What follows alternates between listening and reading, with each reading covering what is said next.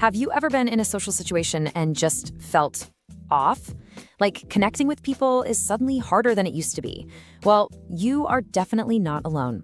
Today, we're going to dig into why that happens and, more importantly, what we can do to rebuild that confidence from the ground up. Let's start with a really powerful idea. The central hidden struggle of this transition in our lives is that social confidence isn't some fixed trait you're born with. It's a neurological muscle. And just like any muscle, after years of support from our jobs or our roles as parents, it can quietly, it can atrophy.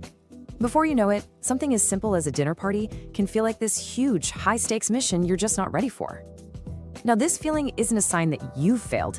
It's a sign that your environment has changed, and a specific muscle has just gotten a little out of shape. So let's reframe this whole thing right now. What you might be feeling has nothing to do with a personality flaw. It's a totally normal neurological process.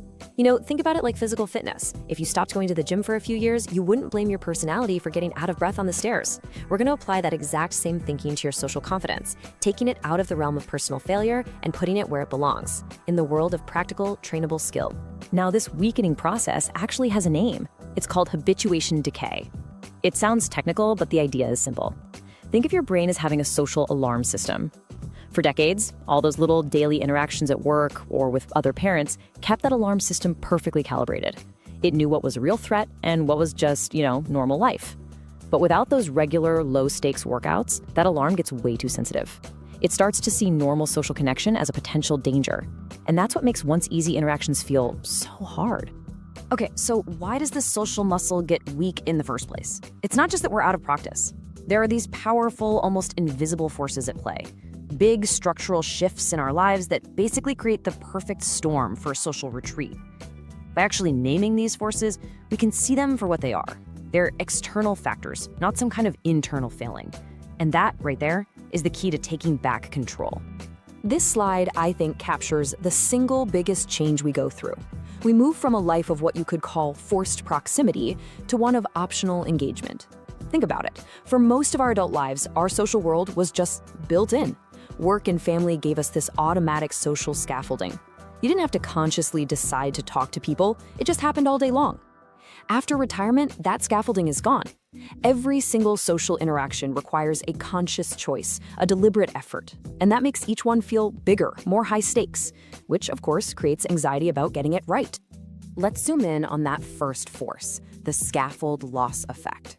For decades, your job title or your role as a parent was like a social shield. It gave you an automatic identity, a script for conversations. When that shield is gone, it can trigger this awkward feeling of status incongruity. You're not quite sure how you fit in anymore.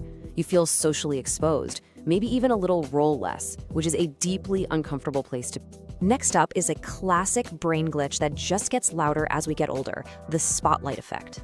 It's that powerful but totally wrong belief that everyone is watching you, judging every single word, every gesture. This puts your brain on high alert, constantly auditing everything you do and say. And man, is that draining.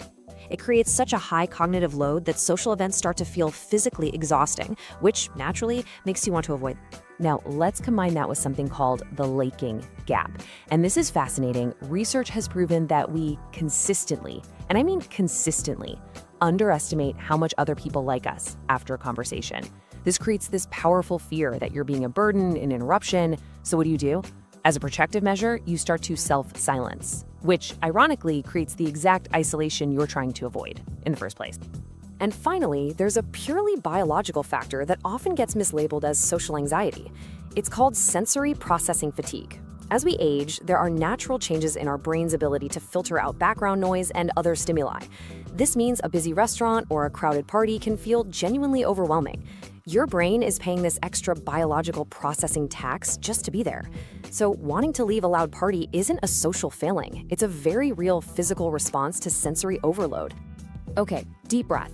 We've diagnosed the problem. We've named the invisible forces. Now for the good part. Let's build the solution. And we're not going to rely on some vague idea of willpower. No, we're going to use a methodical protocol that's all about the power of momentum. The entire strategy hangs on this one single powerful principle.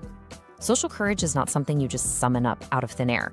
It is the natural byproduct of repeated, small, low-stakes actions. So, we are going to stop waiting to feel confident before we act. Instead, we're going to take tiny, manageable actions that will, over time, build that feeling of confidence.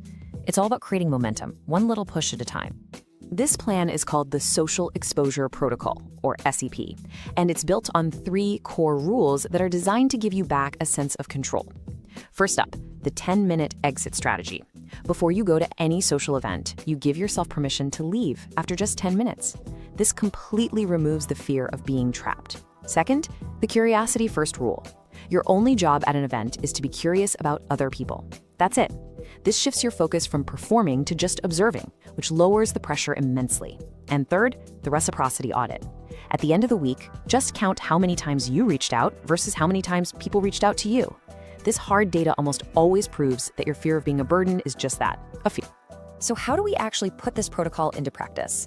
We've broken it down into a 4-step training plan. This isn't about just putting yourself out there. It's a structured, methodical way to rebuild that social muscle 1 rep at a time. This is how you become the architect of your own momentum. Here they are, the 4 behavioral shifts that make up the whole training plan. Number 1, initiating contact without pressure, using something called the low-stakes signal. 2, practicing interaction in really safe environments through micro-exposure. 3, redefining how you introduce yourself with a status-free identity. And 4, actively shifting your focus away from yourself with the spotlight pivot. Let's break each one down. Step 1 is all about building that fundamental muscle of just reaching out. The biggest barrier is often the fear of getting trapped in a long conversation, right? Well, the low-stakes signal gets around that completely. Your task, send 1 text or email a day that says something simple like, "Hey, was just thinking of you, hope you're well." No need to reply. This simple act flexes the initiation muscle without any pressure, slowly teaching your brain that reaching out is safe. Step 2 is micro-exposure. This is about gently recalibrating your nervous system. The goal here is not some huge party. It's a short trip to a coffee shop, a library, a park. Your only mission is to have 1 brief positive interaction. Ask the barista how their day is going. Compliment someone on their dog. That's it. This reteaches your brain that just being around other people is normal and safe. Step 3 is your direct counterattack to that scaffold loss effect. Before you walk into a social setting, just decide how you'll introduce yourself without mentioning your old career. It could be, "I'm an avid gardener," or "I'm learning to play the guitar." This does 2 amazing things. It roots your identity firmly in your present interesting life, and it gives the other person a much better hook for a conversation than a job you don't even do anymore. And this final step, this is your secret weapon. It's called the spotlight pivot. The moment you feel that wave of self-consciousness wash over you, you know the one. Your job is to immediately pivot your focus outward by asking the other person a question. Any question. Think of it like a circuit breaker. It instantly cuts the power to the self-judgment and gets you out of your own head. So where does all this lead? Following this protocol isn't just about learning a few social tricks. It's about fundamentally reframing your entire role, from taking a defensive posture of hiding to embracing an empowered one of inviting. This right here is the ultimate mindset shift. For so long, you might have felt this pressure to perform, to be witty, to be interesting, to be entertaining, and that is absolutely exhausting. The goal now is simply to be an invitation. Your role is to be curious, to listen, and to invite other people to share a little piece of themselves.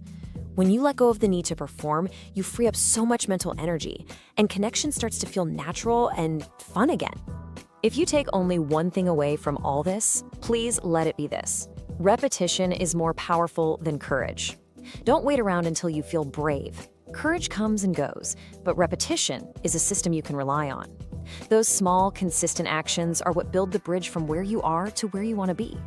A single low-stakes text today has more real power than a vague promise to yourself to be more social someday. By doing this, you're actually making a profound shift in your identity. You are no longer defined by a past job title or by a fear of disconnection. You are becoming a sovereign connector.